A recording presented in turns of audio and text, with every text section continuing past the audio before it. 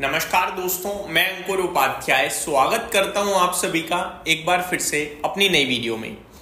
दोस्तों यहां पे आप सभी के साथ बात करने वाला हूं मंडे टू फ्राइडे की बात करी जाए तो बहुत सारे इवेंट्स हैं जो आपको ध्यान में रखने हैं, यानी फुल एक्शन पैक वीक होगा ये, आप ये मान लीजिए।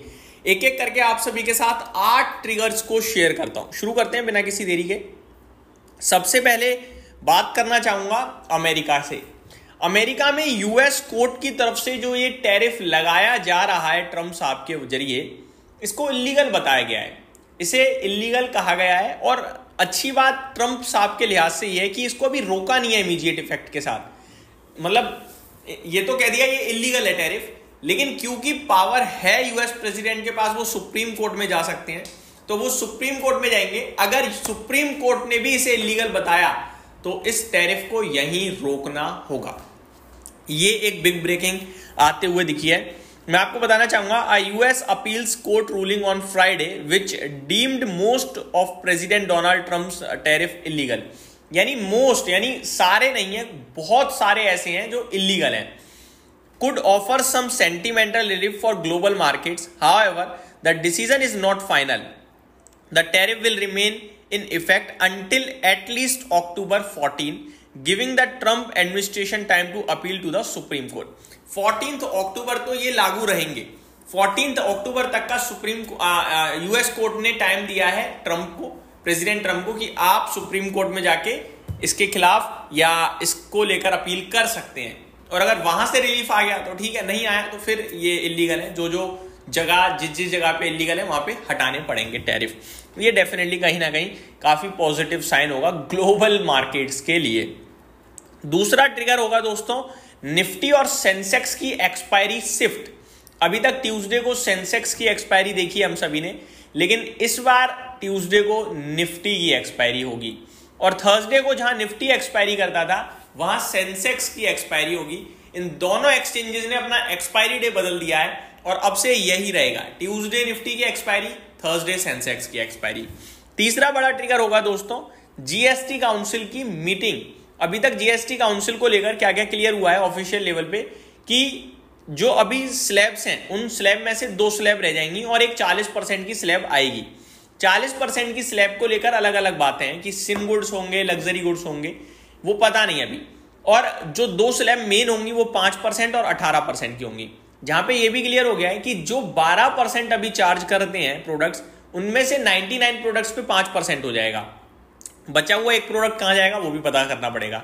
और जो प्रोडक्ट्स अभी 28% चार्ज करते हैं उनके 90% प्रोडक्ट 18% पे आ जाएंगे।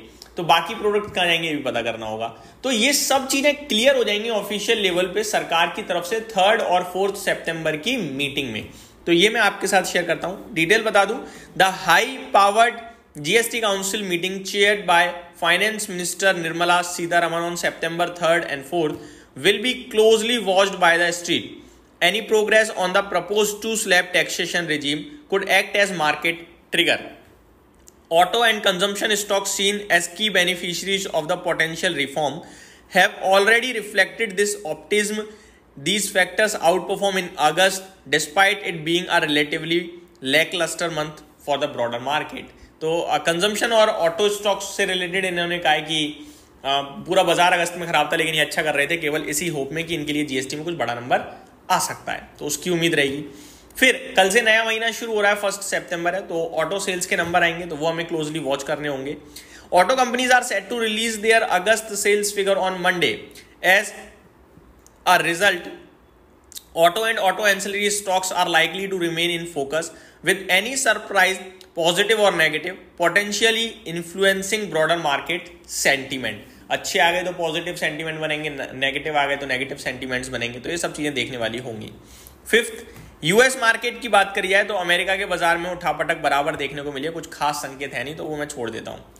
आगे कॉर्पोरेट एक्शंस की बात करें तो वो 100 से ज्यादा ऐसी कंपनीज हैं जो स्प्लिट होंगी, डिविडेंड्स बांटेंगी, बोनस देंगी और ये सारी चीजें हैं। मैं आपके साथ कुछ नाम भी शेयर करना चाहूंगा जो कि डिविडेंड या बोनस या स्प्लिट होते हुए दिख सकते हैं। मैं आप सभी के साथ केवल और केवल बड़े नाम ही डिस्कस करूंगा। 1 सितंबर की बात करी जाए यानी कल की, तो त्रिवेणी टर्बाइन, एलिवेस लाइफ साइंसेज, त्रिवेणी इंजीनियरिंग्स, ये कुछ स्टॉक्स हैं जो आपके लिए कल एक्स डिविडेंड ट्रेड करेंगे। वहीं बोनस या स्प्लिट की बात करी जाए तो छोटे छोटे नाम तो दिख रहे हैं, लाइक पावना इंडस्ट्रीज है, ये एक्स स्प्लिट हो जाएगा। हेल्डर वेंचर है, क्या डिस्कस करना है इसको। 2 सितंबर में Deepak fertilizer, Ratnamani metals, Gabriel India, Gujarat Narmada valley fertilizers, ये एक्स डिविडेंड ट्रेड करते हुए दिखेंगे। तो काफ़ी सारे नाम हैं जो एक्स डिविडेंड और एक्स बोनस आएंगे।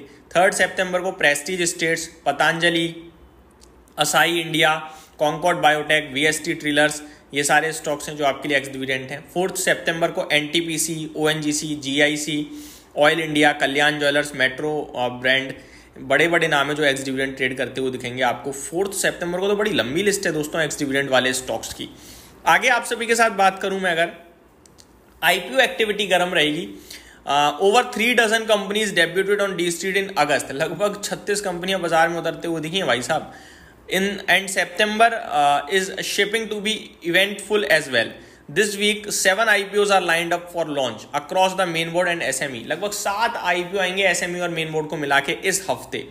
जो मेन है मेन बोर्ड सेगमेंट में वो अमांटा हेल्थ केयर है, विल बी ओनली, तो एक ही है मेन बोर्ड में अमांटा, बाकी SME ही है। 6 SME में नाम हैं रचित prints, Goyal construction, शारवाया metals, विगोर प्लास्ट, अमांटा health care. तो ये आपके लिए स्टॉक्स हैं जो आईपीओ हैं जो आपके लिए उतरते हुए दिखेंगे। बाकी एफआईडीआई का डेटा, टेक्निकल स्ट्रक्चर वगैरह मैं ऑलरेडी डिस्कस कर चुका हूँ, उनको दिन के दौरान कवर करेंगे। Thank you so much for watching this video. Have a great day guys.